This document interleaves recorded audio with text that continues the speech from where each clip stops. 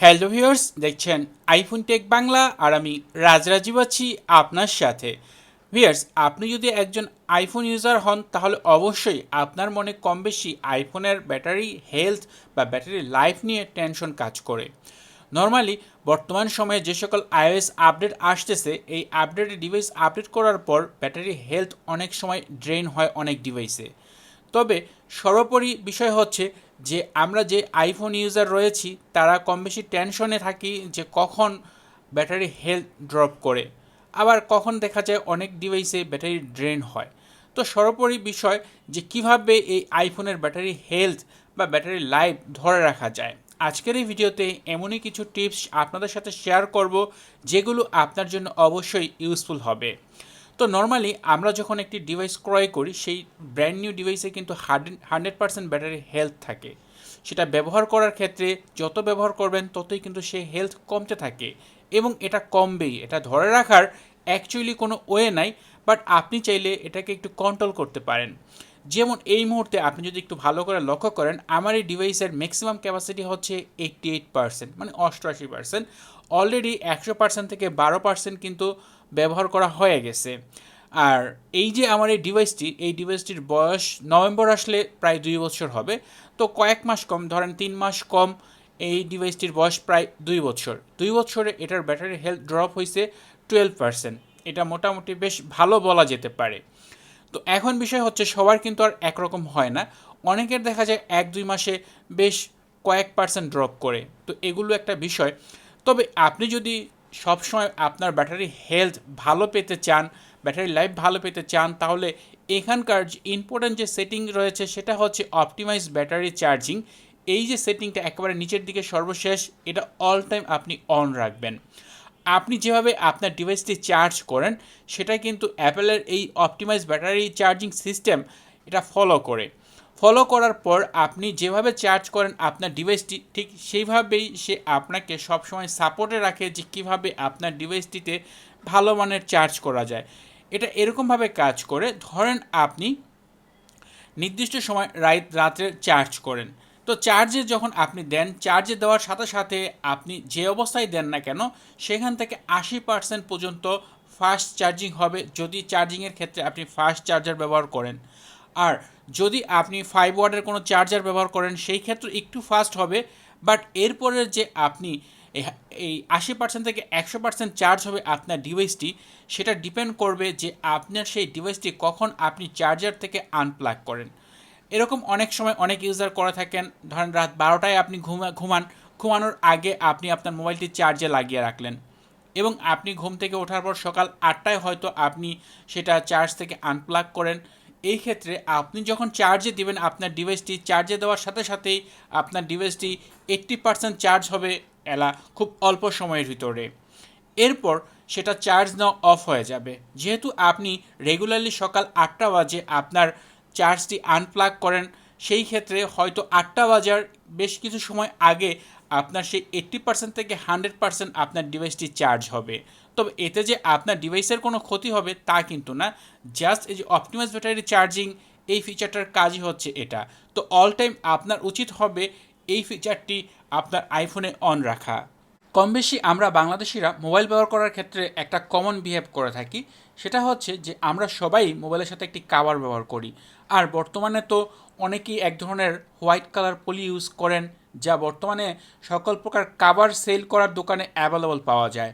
কাভারের কথা বলতে গেলে বলতে হয় যে কাভার কিন্তু আমিও ব্যবহার করি, বাট এই ক্ষেত্রে আমি খুবই পাতলা একটি সিলিকন কাভার ব্যবহার করি, যার জন্য আমার ডিভাইসে যাতে প্রবলেম না হয়।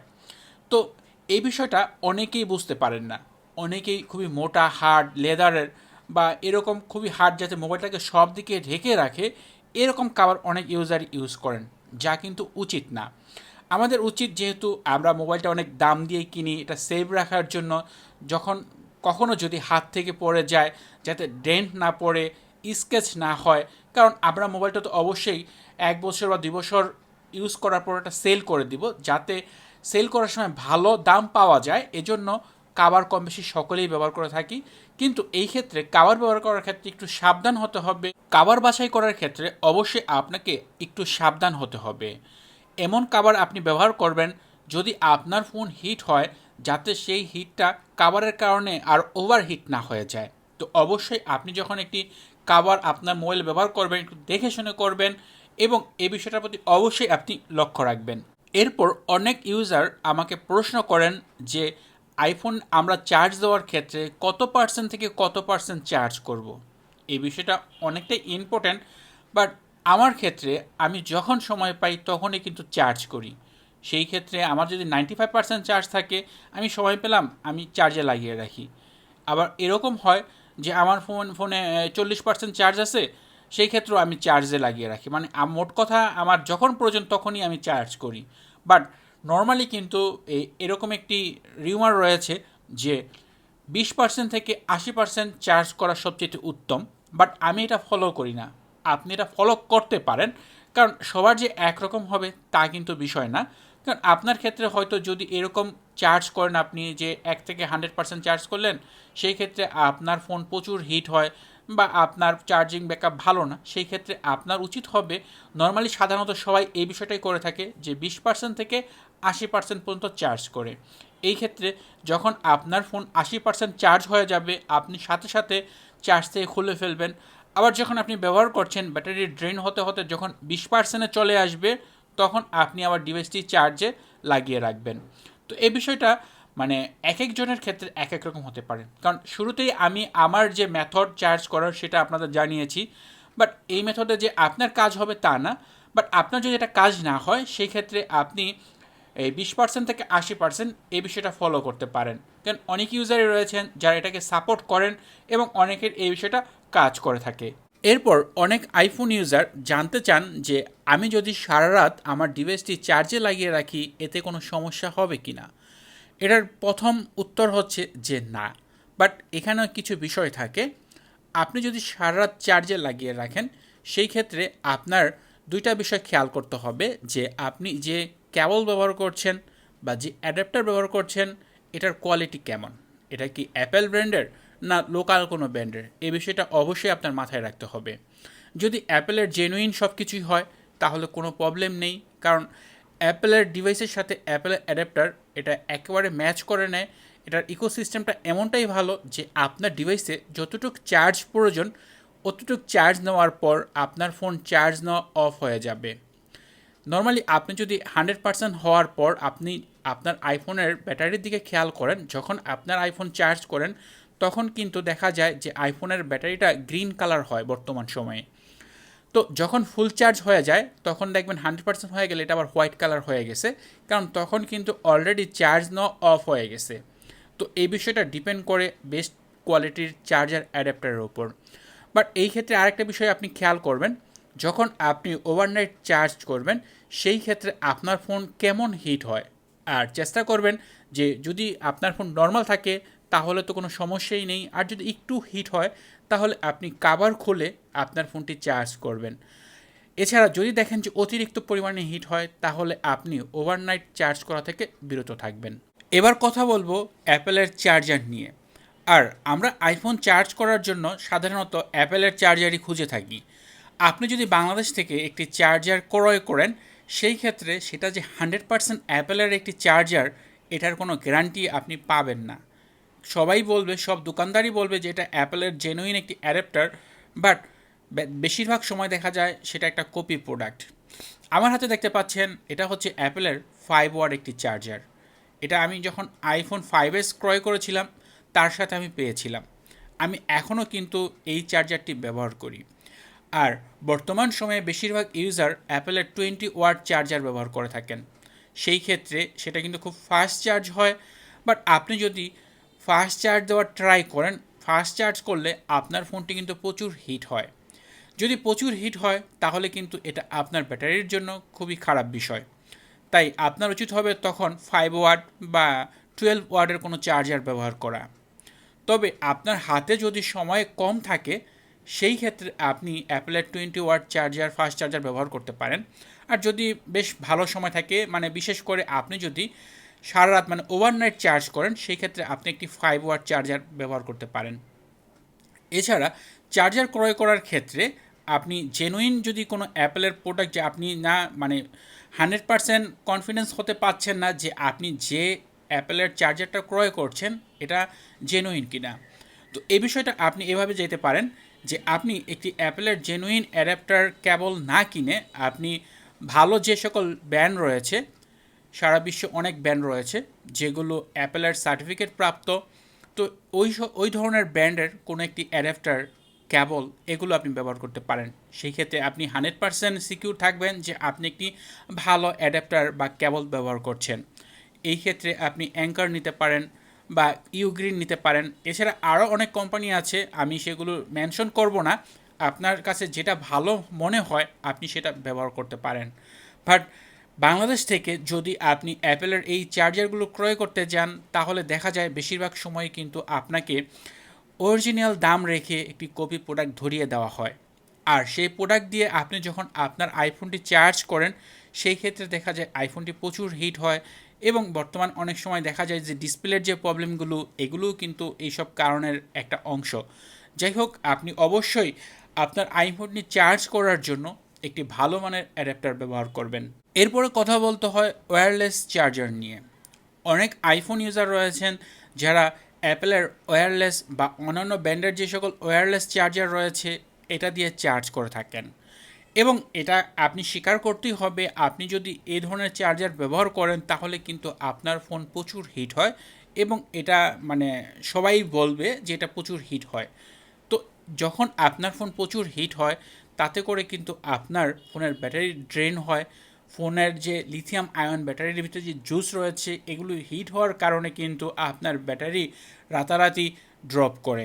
তাই অবশ্যই আপনি এই যে অ্যাপেলের যে ওয়্যারলেস চার্জার রয়েছে বা অন্য কোম্পানির যদি কোনো ওয়্যারলেস চার্জার আপনি ব্যবহার করেন সেই ক্ষেত্রে যদি আপনি দেখেন যে আপনার ফোন প্রচুর হিট হচ্ছে তাহলে সেটা ইগনোর করেন, আপনি নর্মাল অ্যাডাপ্টার কেবল দিয়ে চার্জ করেন।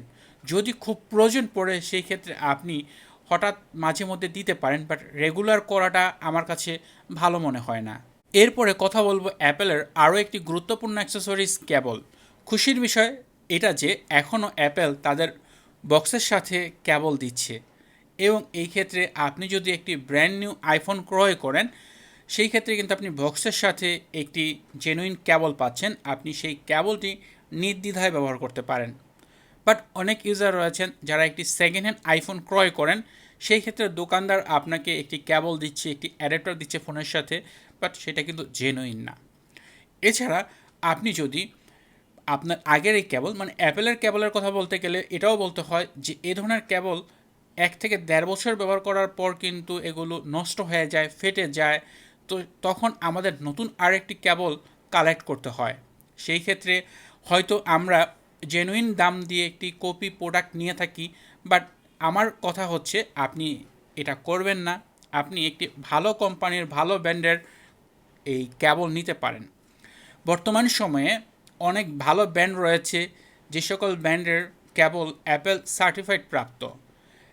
অনেক কোম্পানি রয়েছে যাদের কেবলগুলো অ্যাপেল তাদের ল্যাবরেটরিতে পরীক্ষা করার পর যদি অ্যাপেল উপযুক্ত মনে করে যে তাদের অ্যাপেলের ডিভাইসের সাথে এই কেবলগুলো ব্যবহার করা যায় তাহলে সেই কোম্পানির ওই কেবলটাকে অ্যাপেল একটা সার্টিফিকেট দেয়, এবং ওই সার্টিফিকেটের কারণে আপনি সেটা ব্যবহার করতে পারেন।